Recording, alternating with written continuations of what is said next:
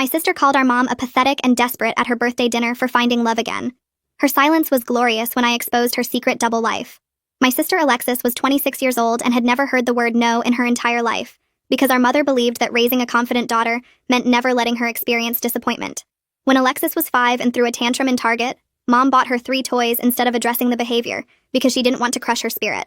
When Alexis failed math in 7th grade, Mom hired 4 different tutors until she found one who would just do the homework for her, because struggle might damage her self-esteem. When Alexis crashed her first car drunk at 17, Mom covered it up and bought her a better car because everyone makes mistakes, and she didn't want one bad choice to ruin Alexis's future. By the time Alexis hit her 20s, she was a complete monster who expected everyone to cater to her every whim. She lived at home rent-free while Mom paid for her gym membership, her meal deliveries, her streaming services, her clothes, her gas, everything. Alexis worked part-time at a boutique but spent her entire paycheck on concerts and trips with her friends. When Mom suggested she contribute to household expenses, Alexis would scream that Mom was trying to control her life, and Mom would immediately apologize and give her extra money for the emotional distress. The dynamic was that Mom desperately wanted Alexis's approval, and Alexis knew exactly how to manipulate that desperation. She'd give Mom the silent treatment for days over minor disagreements, then Mom would beg for forgiveness and buy her something expensive. She'd threaten to move out and never speak to Mom again if she didn't get her way, and Mom would panic and give in. She'd tell Mom that all her friends' parents were more supportive, and Mom would try harder to prove she was a good mother. I tried talking to Mom about enabling Alexis, but she'd say I was jealous of their close relationship. I lived 3 hours away and had built my own life without any help, but according to Mom, that meant I didn't need her while poor Alexis was still finding herself. Mom would actually brag to people about how Alexis still needed her and how nice it was to feel useful as a parent. She couldn't see that Alexis was using her like a personal ATM and emotional punching bag. Things escalated when Mom started dating Robert after being single since Dad died 8 years ago. Robert was a nice guy who treated Mom well, but Alexis immediately hated him because he represented a threat to her control. She'd refuse to be in the same room as him and demand Mom choose between them. She'd schedule fake emergencies whenever Mom had plans with Robert. She'd cry about how Mom was replacing Dad and abandoning her for some random man. Mom tried to balance both relationships, but Alexis made it impossible. The breaking point happened at Mom's birthday dinner last month. Mom had invited me, Robert, and Alexis to a nice restaurant to celebrate. Alexis showed up an hour late and immediately started complaining. The restaurant was too loud. Her chair was uncomfortable. The menu didn't have anything she wanted. She ordered the most expensive item, then sent it back 3 times. She was clearly trying to ruin the evening, and it was working. Mom was getting flustered, and Robert was trying to keep things pleasant, but Alexis kept escalating. When Robert gave Mom a small jewelry box for her birthday, Alexis lost it completely. She stood up and said, "Are you seriously accepting gifts from this man like some desperate whore?" The entire restaurant went silent. Mom's face crumbled and she started to cry. Robert stood up to defend her, but Alexis kept going. "You're pathetic, Mom, throwing yourself at the first man who shows interest. Dad would be disgusted seeing you act like a horny teenager. What kind of mother prioritizes getting laid over her own daughter? You're nothing but a selfish whore who never loved any of us, you just wanted attention." Mom was sobbing and trying to speak, but Alexis wouldn't stop. She went on this vicious rant about how Mom was embarrassing herself chasing after Robert like a dog in heat, and how everyone was laughing at her behind her back. She said Mom was a terrible mother who only cared about male validation, and that's why Dad probably died to get away from her. That's when I snapped. I stood up and said, "Actually, Alexis, let's talk about who the real whore is here. Because I have something interesting to share with everyone. Remember 2 years ago when you had that pregnancy scare and Mom paid for everything? Well, the guy you said was your boyfriend was actually married and you knew it. You were sleeping with your friend's husband for money and gifts." Mom went completely still. I continued, "Oh, and that weekend workshop you went to last year that Mom paid $2,000 for? That was actually a trip to Miami with a 60-year-old man you met online who was paying you to be his companion. Should I keep going? Because I have screenshots of your sugar baby profile where you list your rates." Alexis's face went white. Nobody moved or spoke for what felt like forever, but was probably only 5 seconds. Alexis just stood there with her mouth hanging open, and all the color drained from her face while her hands gripped the edge of the table. Mom looked confused at first, like she didn't understand what I'd said, but then her expression changed to something worse as the words sank in. Robert kept his hand on Mom's shoulder and squeezed gently, while his other hand stayed visible on the table, trying to project calm. The couple at the table next to us stopped eating mid-bite and stared. A woman 2 tables over whispered something to her husband. The server who'd been approaching our table froze with a water pitcher in her hand and slowly backed away. Everyone in that restaurant knew something bad was happening, and they couldn't look away even though they were trying to pretend they weren't watching our family fall apart. Alexis recovered first, like she always did when backed into a corner. She started screaming that I was a jealous liar who made up stories because I couldn't stand that she and Mom were close. Her voice came out high and shaky even though she was trying to sound confident and angry. She pointed at me with a trembling finger and said I'd always been jealous of their relationship, and now I was trying to destroy it with fake evidence and lies. She told Mom not to believe anything I said because I was bitter about living so far away and not being needed. But her face stayed pale and her hands shook as she talked. She kept touching her hair and adjusting her shirt, which she always did when she was lying. Mom knew those tells too because I saw recognition flash across her face. I pulled my phone out of my purse and held it up. I said calmly that I could show everyone the screenshots right now if Alexis wanted to keep calling me a liar. I unlocked the screen and started opening my Photos app. Alexis lunged across the table so fast she knocked over a wine glass. She grabbed for my phone with both hands and her nails scratched my wrist. Robert caught her arm before she could reach the phone and held her back while she struggled against him. The server rushed over looking nervous and asked if everything was okay in this tight, polite voice. Robert kept his grip on Alexis's arm and told the server we were fine, but we'd take the check now. Alexis tried to pull free, but Robert held firm without hurting her. She finally stopped struggling and collapsed back into her chair, breathing hard. The server hurried away, practically running to get our check and get us out of there. Mom finally spoke in this tiny, broken whisper that barely counted as a voice. She asked me if what I said was true, and her eyes were already filling with tears. I could see she knew the answer from how Alexis was acting, but she needed to hear me say it out loud.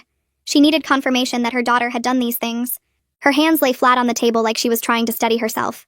Robert moved his hand from her shoulder to cover one of her hands. Mom looked at Alexis first, giving her a chance to deny it, but Alexis just stared at the tablecloth.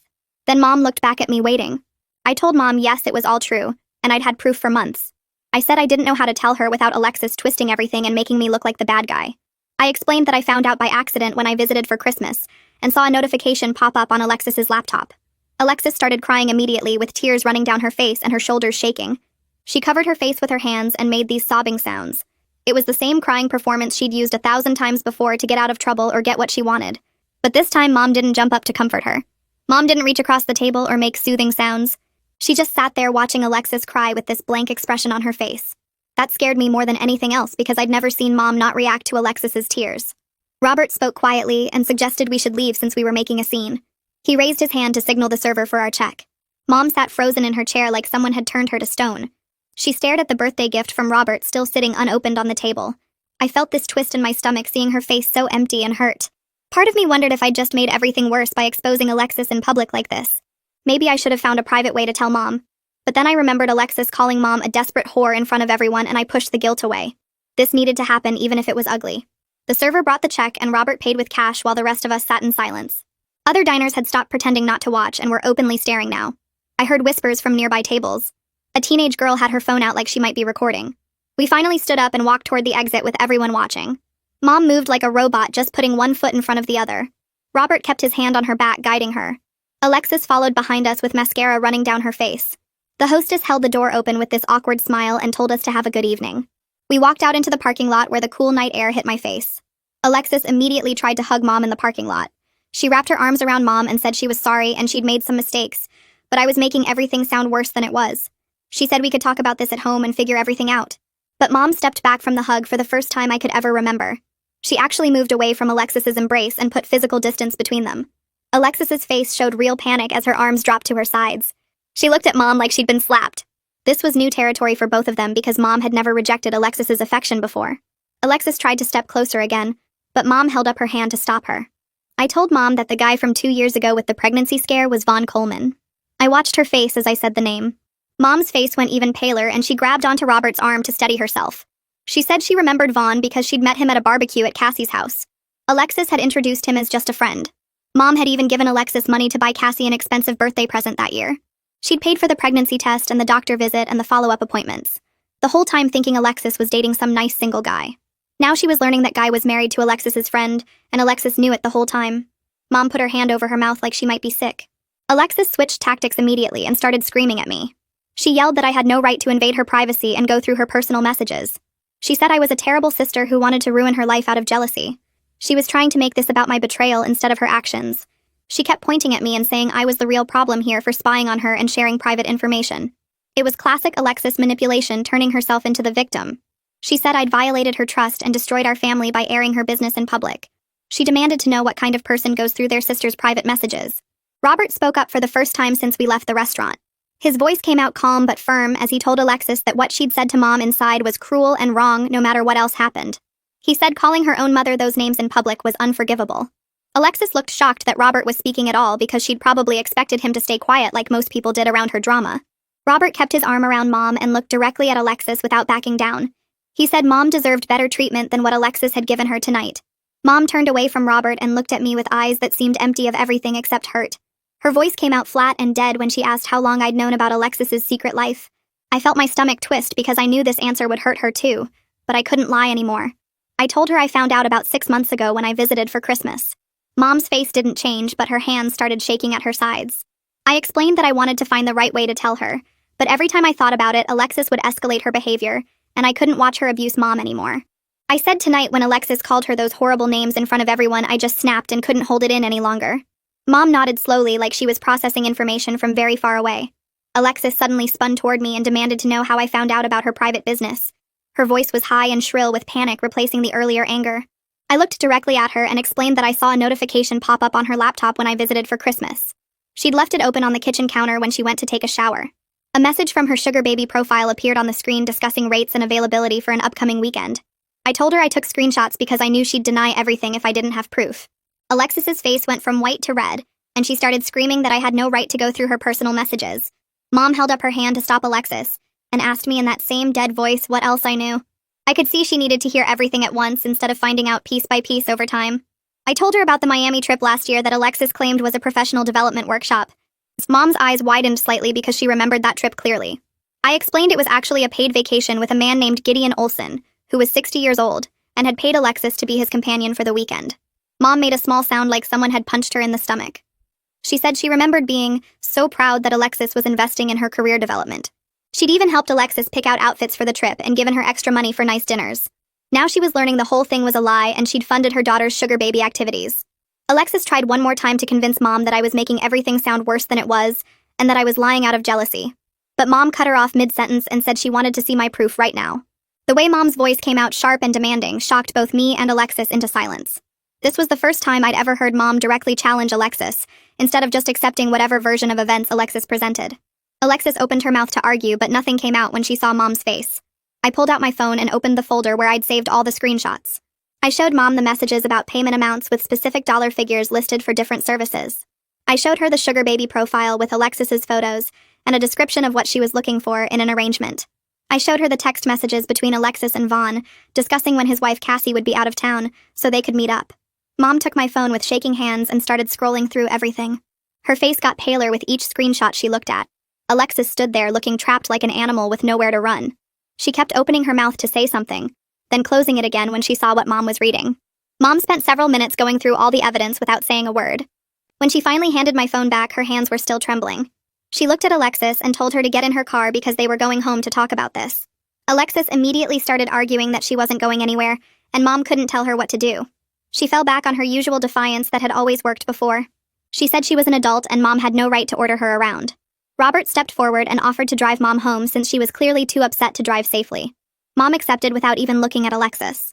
This casual dismissal of Alexis's presence seemed to scare Alexis more than anything else that had happened. She was used to Mom focusing entirely on her and begging for her approval. Having Mom turn away and ignore her completely was new territory. Alexis suddenly changed tactics again and started apologizing in this desperate voice. She said she'd explain everything and it wasn't as bad as it looked. She promised they could talk about it and work everything out. But Mom just walked toward Robert's car without responding or acknowledging that Alexis was even speaking. I watched real fear cross Alexis's face as she realized her usual manipulation tactics weren't working anymore. She followed Mom toward the car, still talking and apologizing, but Mom climbed into the passenger seat and closed the door without looking back. Robert walked around to the driver's side and they pulled out of the parking lot, leaving Alexis and me standing there.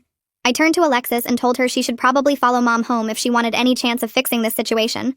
Alexis whipped around to face me with pure hatred burning in her eyes. She hissed that I'd destroyed our family and Mom would never forgive me for humiliating her in public like this. She said I was a terrible sister who wanted to ruin her life because I was jealous of her relationship with Mom. I didn't respond because there was nothing left to say. Alexis got in her car and peeled out of the parking lot, probably heading to Mom's house. I walked to my own car and sat in the driver's seat for a minute before starting the engine. My hands were shaking now that the confrontation was over.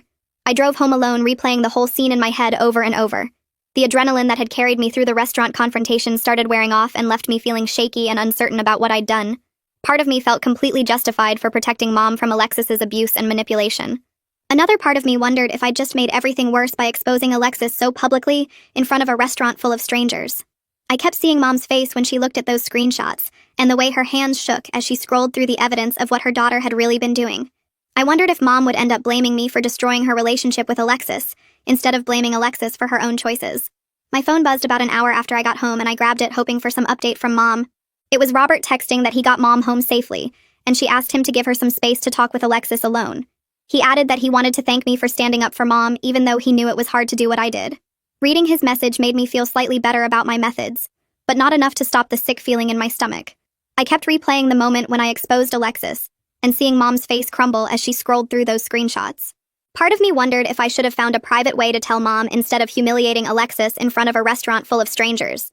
But another part of me remembered all the times Alexis had publicly humiliated Mom and figured she deserved a taste of her own medicine.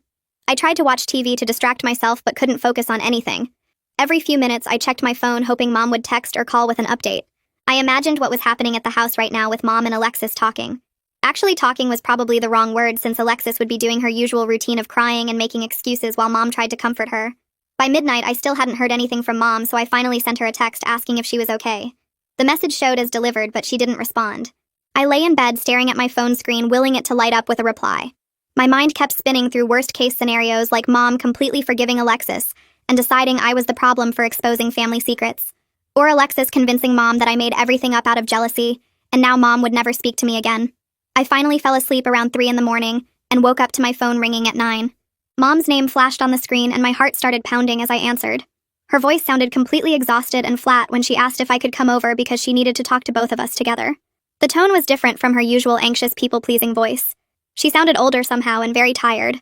I told her I could be there in a few hours, and she just said okay, and hung up without any of her normal chattiness. I got dressed quickly and started the 3-hour drive to Mom's house feeling nervous about what I was walking into. The whole drive I kept trying to figure out what Mom wanted to say that required both of us there together. Maybe she was going to announce that she was cutting both of us off because she couldn't deal with the drama anymore. Or maybe she was going to make us apologize to each other and play happy family. When I pulled up to Mom's house, I immediately noticed Alexis's car still in the driveway, which surprised me. I figured Alexis would have stormed off to stay with friends like she usually did when things got difficult. Mom opened the door before I could knock, and I barely recognized her face. Her eyes were red and swollen from crying, but her expression looked strangely calm and determined instead of the usual anxious uncertainty. She told me to come in and that Alexis was already in the living room. I followed Mom inside and found Alexis sitting on the couch looking like she hadn't slept either. Her makeup was smeared and her hair was messy, and she wouldn't look at me when I sat down in the chair across from her. Mom stood in front of both of us and announced that she spent all night thinking about everything that happened. She said she realized she had failed both of us as a parent in different ways. She told Alexis directly that she created a monster by never making her face any consequences for her actions. Then she turned to me and said she forced me to become the parent by refusing to see the truth about what was happening. Alexis started to interrupt with some excuse, but Mom actually raised her voice and told her to be quiet for once and just listen. I had never heard Mom use that sharp tone with Alexis in my entire life. Both Alexis and I just stared at Mom in complete shock, because this wasn't the doormat mother we knew. Mom continued talking in that same firm voice and told Alexis she had exactly 1 month to find a job that paid enough to cover rent somewhere else. She said Alexis would not be living in this house for free anymore, and that was final. Alexis's face went from shocked to furious in seconds, and she started yelling that Mom couldn't just kick her out with nowhere to go. She said it wasn't fair, and Mom was being cruel, and she had no way to afford an apartment on such short notice. Mom didn't back down or apologize like she normally would have. Instead, she told Alexis that she had 26 years of support and free rides, and all of that ended right now. She said if Alexis wanted to continue having any relationship with her, then she needed to start acting like an adult instead of a spoiled child. Alexis turned to me with desperation on her face and begged me to talk some sense into Mom. She said I was the reasonable one and I needed to explain to Mom that this was too extreme. But I stayed completely quiet because this was exactly what needed to happen about 10 years ago. Alexis realized I wasn't going to help her and her face twisted with rage.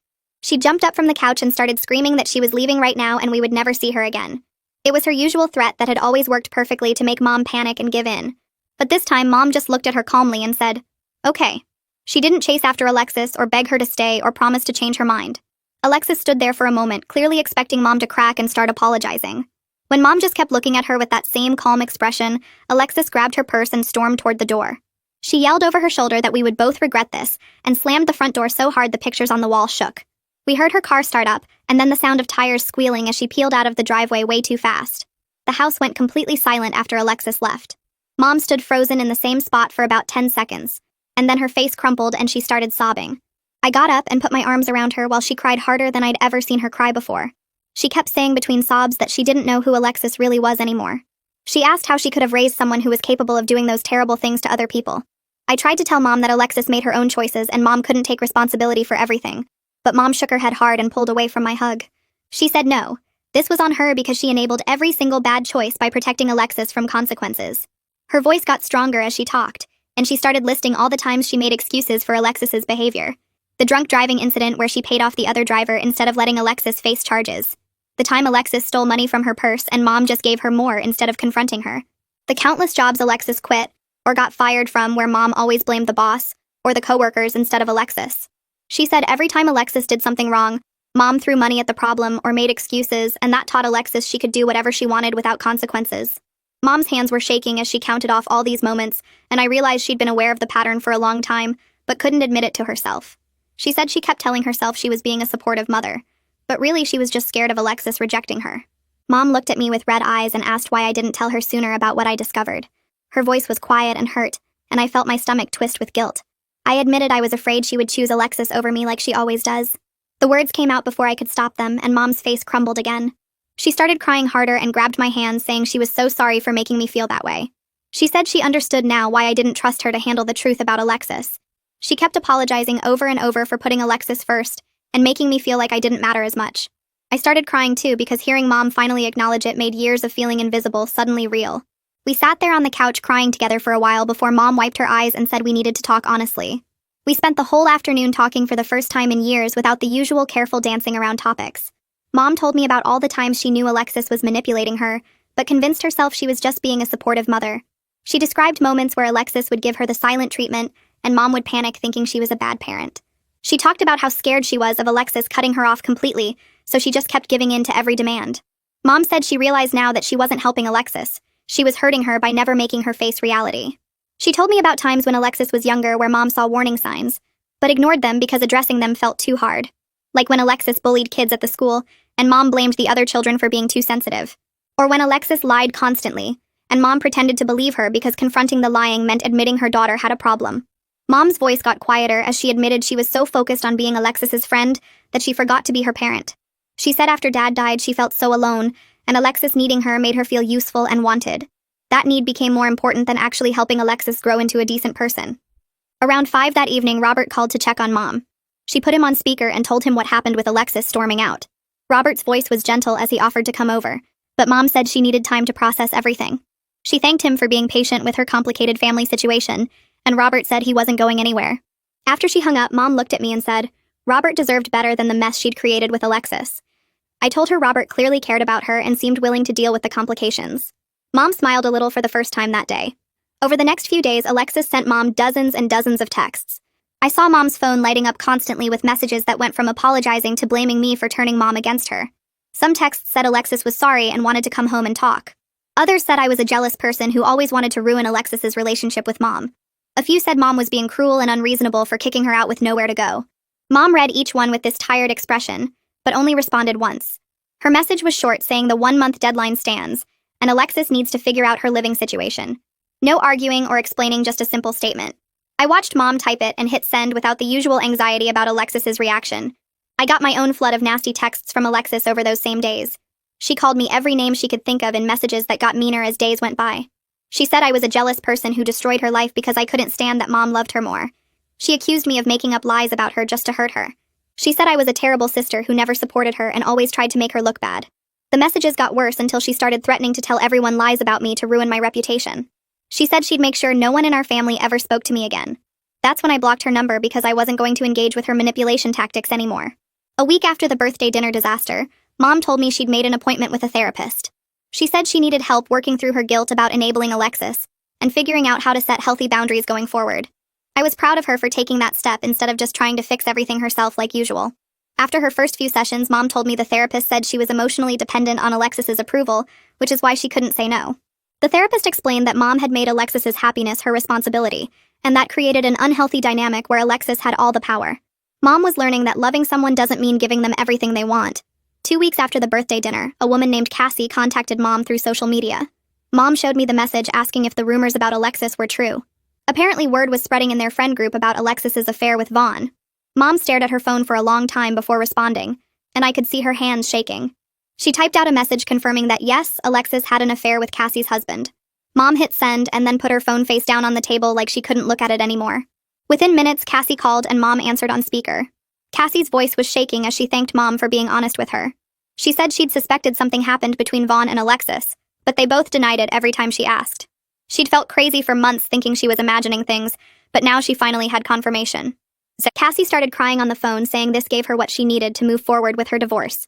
Mom apologized over and over for what Alexis did, but Cassie said it wasn't Mom's fault. Before hanging up, Cassie mentioned something else that made Mom go pale. She said Alexis had borrowed money from her multiple times over the past year, claiming she needed help with bills. Now Cassie realized Alexis was spending that money on trips and concerts while sleeping with her husband. Mom immediately offered to pay Cassie back every penny, but Cassie said no. She said she just wanted nothing to do with Alexis ever again and hung up. Mom sat there staring at nothing, and I knew she was adding this to the growing list of Alexis's betrayals she was trying to process. 2 days later, the boutique manager called Mom's phone asking if she had new contact information for Alexis, because she hadn't shown up for her scheduled shifts all week. Mom answered the call on speaker while I was visiting, and I watched her face go through several emotions as the manager explained they'd tried Alexis's number multiple times with no response. The manager said they really needed to know if Alexis was coming back or if they should consider her position abandoned because they couldn't keep holding the spot open. Mom told the manager she didn't have current contact information for Alexis and suggested they make whatever staffing decisions they needed to make. After she hung up, Mom sat there staring at her phone, and I could see her mind working through the implications. Alexis had probably been fired for no call, no show, which meant she had no income, and Mom started wondering out loud where Alexis was staying and how she was supporting herself. I stopped her before she could spiral into worry mode, and reminded her that this was exactly how the cycle started again. Mom admitted she kept wanting to call Alexis and make sure she was okay, but her therapist had told her during their last session that the enabling instinct was the exact thing she needed to resist. She said her therapist explained that worrying about Alexis's well-being was natural, but acting on that worry by rescuing her would undo all the boundary work they'd been doing. Mom picked up her phone 3 different times that afternoon like she was going to text Alexis, then put it back down each time. I stayed with her for a few hours to help her resist the urge to reach out, and we talked about how Alexis was an adult who made her own choices and needed to face the results of those choices. Mom kept saying she knew I was right, but it felt wrong to not know if her daughter was safe or had a place to sleep. I reminded her that Alexis had friends and resources, and if she was truly in danger, she knew how to ask for help. 3 weeks after the restaurant confrontation, I was at work when Mom called me sounding shaky and said Alexis had just shown up at her house. Mom was standing at her front door with Alexis on the porch, begging to be let back in and promising she would change everything. I could hear Alexis's voice in the background, pleading and crying while Mom held the phone. Mom told Alexis the answer was no and she needed to figure out her own life, and I heard Alexis start crying harder. Mom's voice was firm when she said Alexis couldn't come back home and needed to find her own place to live. Alexis kept begging and saying she had nowhere else to go, but Mom stood there at the door not moving. I stayed on the phone listening while Mom repeated that Alexis was 26 years old and needed to be responsible for herself now. After a few more minutes of Alexis crying and pleading, Mom told me she needed to go, but she was going to hold firm on her boundary. She hung up and I sat at my desk worried about what would happen next, but also proud that Mom was actually following through. Mom called me back an hour later and said she'd let Alexis sit on the porch and cry for about 20 minutes before Alexis finally broke down for real. These weren't the manipulative tears Alexis usually used, but actual genuine crying, where she admitted she'd been staying with different friends, but was running out of places to go. Alexis told Mom through the door that she'd applied for jobs but hadn't heard back yet, and she was scared about what was going to happen to her. Mom said hearing Alexis actually admit she was scared, instead of demanding or manipulating, made her want to cave in and let her inside. But instead, Mom opened the door and told Alexis she was sorry she was struggling. But this was what growing up felt like. Mom said she should have made Alexis face reality years ago instead of protecting her from every hard thing. Then Mom offered to help Alexis make a budget and look for apartments she could afford, but she wouldn't let her move back home. Alexis looked shocked that Mom was offering help without giving in completely, and she asked if Mom was serious about helping with apartment hunting. Mom said yes, she would meet Alexis at coffee shops to look at listings and fill out applications, but the boundary about not living at home wasn't changing. Alexis accepted the offer and they made plans to meet the next day at a coffee shop near Mom's house. Over the next week, Mom and Alexis met 4 different times at various coffee shops to search rental listings on their laptops and fill out applications for studio apartments. Mom told me their interactions were stiff and awkward without the usual pattern of Alexis demanding things and Mom giving in to keep the peace. They talked about rent prices and security deposits and how much Alexis would need to earn monthly, but avoided discussing anything about the restaurant confrontation or Alexis's secret life. Mom said it felt like they were 2 strangers doing a business transaction instead of mother and daughter, but she was following her therapist's advice about keeping boundaries clear. Alexis showed up to every meeting on time, which was unusual for her, and actually seemed to be taking the apartment search seriously. Around this same time, Robert started coming around again now that the immediate crisis with Alexis had passed. Mom seemed genuinely happy to see him, and they went out for dinner twice that week without any drama or fake emergencies. Alexis actually met Robert once during this period when she showed up for an apartment hunting meeting and he was at Mom's house. Mom told me later that Alexis apologized to Robert for her behavior at the birthday dinner, which shocked everyone. Alexis's apology wasn't elaborate or dramatic, but she looked Robert in the eye and said she was sorry for the things she said, and she was wrong. Robert accepted the apology graciously and said he hoped they could start fresh. I met Mom and Robert for lunch the following weekend, and I could see how much lighter Mom seemed without the constant stress of managing Alexis's chaos. She laughed at Robert's jokes about his work week and talked about maybe taking a vacation together to visit some national parks. These were things Mom never did before because Alexis always needed something or created some crisis that required Mom's attention and money. Mom looked younger somehow, and I realized she'd been carrying the weight of Alexis's dysfunction for so long that she'd forgotten what it felt like to just enjoy her own life. Robert held Mom's hand across the table and they made plans for a weekend trip next month. After 2 weeks of apartment hunting, Alexis found a studio apartment in an older building that she could afford if she got a full-time job. The rent was $650 a month, which was cheap for the area, but the apartment was small and needed some work. Mom agreed to co-sign the lease, but made Alexis sign a separate agreement stating she would pay rent every single month or face eviction. This was the first time Mom had ever required Alexis to be accountable with actual written consequences instead of just verbal promises. Alexis read through the agreement Mom had typed up and printed, and I could see her face processing that Mom was serious about enforcement this time. Alexis signed it without arguing, and they went to the leasing office together to fill out the application. The boutique manager surprisingly agreed to take Alexis back after she showed up in person to apologize and commit to reliable scheduling. Alexis also picked up extra shifts at a coffee shop down the street from her new apartment to make sure she could cover rent and basic expenses. She called Mom constantly during her first week working both jobs to complain about being tired and broke and how unfair it was that she had to work so much. But she was actually showing up to every shift and doing the work instead of calling in sick or just not appearing. Mom called me 3 days later sounding worried and said she needed to talk about Alexis. We met for lunch at a diner near her house, and Mom picked at her salad while telling me how guilty she felt watching Alexis struggle with things like budgeting groceries and getting to work on time. She said Alexis called her crying last week because she couldn't figure out how to pay all her bills and still have money for food. Mom's voice cracked when she said Alexis should have learned these basic things years ago, and it was her fault for never teaching her. I reminded Mom that Alexis was 26 years old, and plenty of people learn adult skills later than others. The important thing was that Alexis was actually learning now instead of just expecting Mom to fix everything. Mom nodded but said it was harder watching Alexis struggle than it would have been to just give her money and make the problems go away.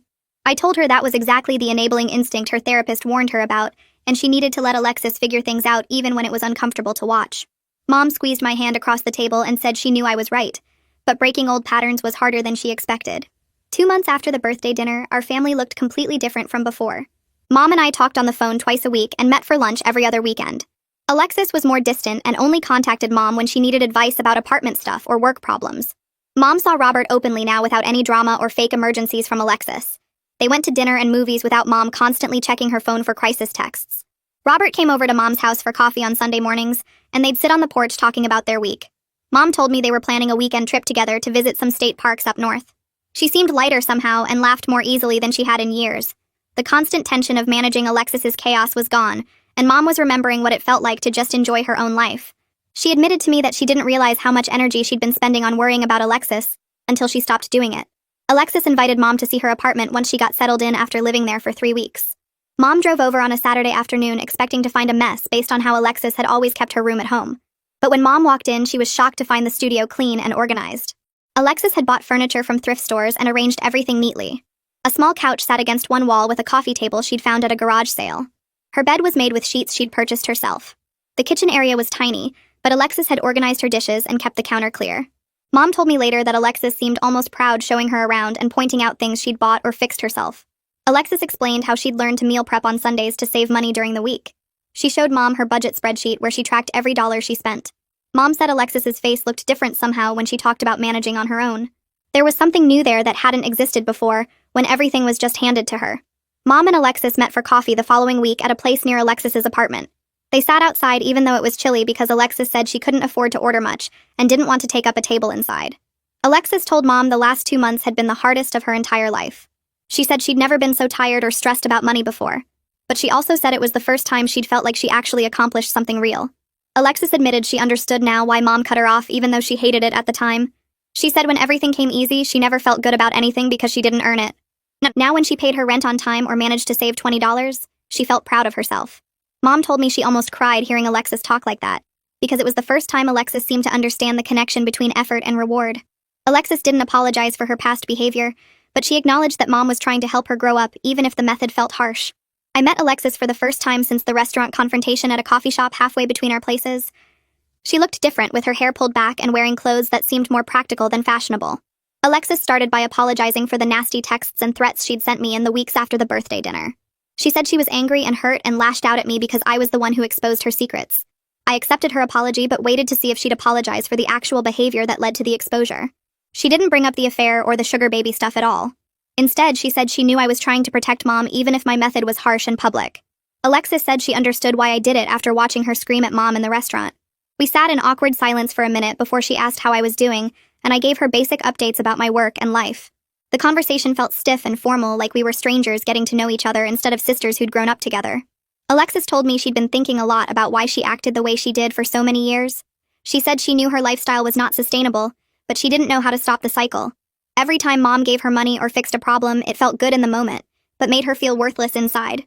She kept demanding more because she thought if she just got enough support, she'd finally feel satisfied. But it never worked that way. Alexis said having everything handed to her made her feel like she couldn't do anything on her own. She developed this pattern where she'd create problems so Mom would solve them and prove she cared. Alexis admitted it was messed up, but she didn't know how else to get Mom's attention and approval. I listened without interrupting, because this was the most honest Alexis had ever been with me. She wasn't making excuses exactly, but she was trying to explain the thinking behind her behavior. I could tell she'd been working through this stuff in her own head, or maybe with a therapist. I told Alexis I was glad she was figuring things out and making changes in her life, but I also said our relationship would take time to rebuild, because I'd spent years watching her abuse Mom and treat everyone around her like garbage. I said I couldn't just forget all of that because she was working 2 jobs now. Alexis looked down at her coffee cup and nodded without arguing. She said she understood, and didn't expect me to forgive her right away. This was major progress from her usual pattern of demanding immediate forgiveness and getting angry when people didn't give it. We finished our coffee and agreed to meet again in a few weeks. I left feeling cautiously hopeful that maybe Alexis was actually changing, and not just putting on an act to get back into Mom's good graces. Time would tell if the changes stuck, or if she'd fall back into old patterns once things got easier. Mom established a new boundary with Alexis where they'd have dinner together once a week, but Mom wouldn't give her money or solve her problems anymore. Their therapist recommended structured contact to rebuild trust slowly, instead of jumping back into their old codependent relationship. Mom told Alexis she'd be available for advice and emotional support but not financial help.